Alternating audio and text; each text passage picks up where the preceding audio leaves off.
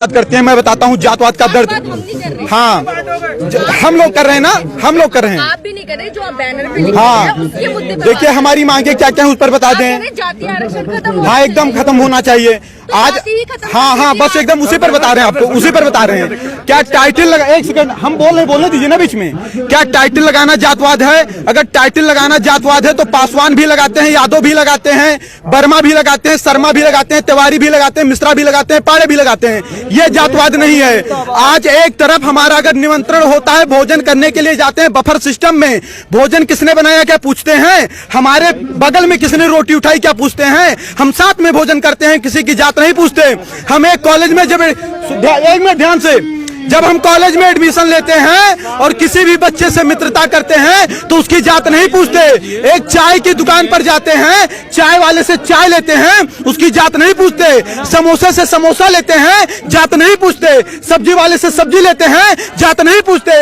लेकिन जब हम सरकारी काउंटर पर फार्म भरने जाते हैं तो हमारी जात पूछी जाती है। हम पाड़े हैं तो 500 देंगे और हम पासवान है तो 50 रुपया देंगे, फिर चाहे पापा देंगे, फिर चाहे पासवान रामविलास पासवान का लड़का हो और फिर पांडे चाहे मनरेगा में काम करने वाले का लड़का हो। जातवाद कौन कर रहा है? एक पूछना है तो पूछिए, आप पूछिए प्रश्न। क्या बेनिफिट होगा अगर ये खत्म हो जाएगा? देखिए बाबा साहब अम्बेडकर ने कहा 10 साल के लिए रिजर्वेशन होना चाहिए। इस देश के चंद गद्दार नेता आज क्या कह रहे हैं कि आज 70 साल बाद बाबा साहब भी आ जाएंगे लेकिन आरक्षण नहीं खत्म होने देंगे। तो क्या वो बाबा साहब के सिद्धांत पर चल रहे हैं? कभी पाड़े, तिवारी, मिश्रा, ठाकुर साहब, अग्रवाल, बनिया को नहीं देखा होगा कि वह दलित समाज को जात के आधार पर गाली दे। आप मुझे बताइए, भारत समानता का अधिकार देता है सबको, फिर भी वो जात के आधार पर पंडित जी बभनवा ठकुरवा कह करके 500 गाली दे, उनके खिलाफ कोई कानून नहीं है। उनकी बकरी हमारे खेत में चली जाए, हमको डांट दे, जात सूचक शब्द के तहत जेल में हमको डलवा देंगे। ये हमारे साथ अन्याय है या न्याय है? अन्याय हमारे साथ कौन कर रहा है? आज कानून बनाए जाते हैं कि किसी दलित लड़की का आप गलत दृष्टि से पीछा करते हैं, किसी दलित लड़की का आप गलत दृष्टि से पीछा करते हैं तो आपके ऊपर कम से कम 1 लाख रुपए जुर्माना लगेगा, आपके ऊपर हर्जन एक्ट भी लगेगा। लड़की सामने जा रही है, हमें क्या पता कि वो दलित है कि सवर्ण है। दूसरी बात, अगर कोई सवर्ण लड़की का गलत दृष्टि से पीछा करता तो उसके खिलाफ ऐसा कानून क्यों नहीं होना चाहिए? ये भेदभाव हो रहा है कि नहीं हो रहा है? आज मैं स्वयं 8वीं क्लास में पढ़ता था, मैं 1.5 साल का था, तभी हमारे पिताजी खत्म हो गए थे। 300 रुपया फीस जमा करना था, गुरुजी ने कहा बेटा नहीं जमा करोगे नाम काट देंगे। हमें फीस जमा करना था। हमारी माताजी कर्जा रुपया लेकर के आई, जबकि हमारे मित्र राजेश आर्य थे जो कि 80 से आते थे, उनके पिताजी 500 रुपया दिए, उनका 200 पड़ा, हमारा 300 पड़ा। गुरुजी से मैंने कहा कि गुरुजी कर्जा मैं लेकर के आया हूँ, ब्याज पर मुझे रुपया देना पड़ेगा, 300 मुझसे क्यों लिया गया? उन्होंने बताया कि आप जनरल वर्ग से हो। मुझे पता नहीं था कि जनरल वर्ग क्या होता है। अब सोचिए आप, जातवाद की बीज कहां से पैदा हुई?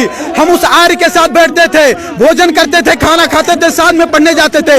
हमने जातवाद नहीं किया, लेकिन हम पाड़े थे इसलिए 300 रुपया लिया गया। हम ब्याज पर लेकर आए थे, भुखमरी के कगार पर थे, ये हमसे नहीं पूछा गया। जात के आधार पर तो शोषण हमारा हो रहा है 70 साल। आप बताइए, एक छोटी सी बात बताइएगा, भारत का संविधान कहता है, एक वहां देख के बोलो ना, भारत का संविधान कहता है कि अगर किसी का बाप 302 करेगा तो उसकी सजा उसके बाप को मिलेगी, बेटे को नहीं मिलेगी। सही कह रहा हूं, गलत कह रहा हूं? अगर मैं किसी का मर्डर करता हूं तो उसकी सजा मेरे भाई को मिलेगी या मुझे मिलेगी? किसे मिलेगी? मुझे मिलेगी ना। तो सोचिए 1947 के पहले जो शोषण हुआ, ना शोषण करने वाले जिंदा हैं और जिनका शोषण हुआ ना वो जिंदा हैं। फिर उसका बदला 1999, 92 और 95 में पैदा होने वाले बच्चे से क्यों लिया जा रहा है? उस आज अगर 70 साल से सारे नेताओं के भाषण सुन लीजिए, क्या कहते हैं कि यह सरकार दलितों की है, पिछड़ों की है, शोषितों की है, वंचितों की है। फिर भी 70 साल से दलित दलित है, शोषित शोषित है, वंचित वंचित है। तो इसका जिम्मेदार सरकार है कि सवर्ण है? इसका जिम्मेदार संविधान है कि सवर्ण है? सवर्ण के ऊपर कैसे आरोप लगाया जा सकता है?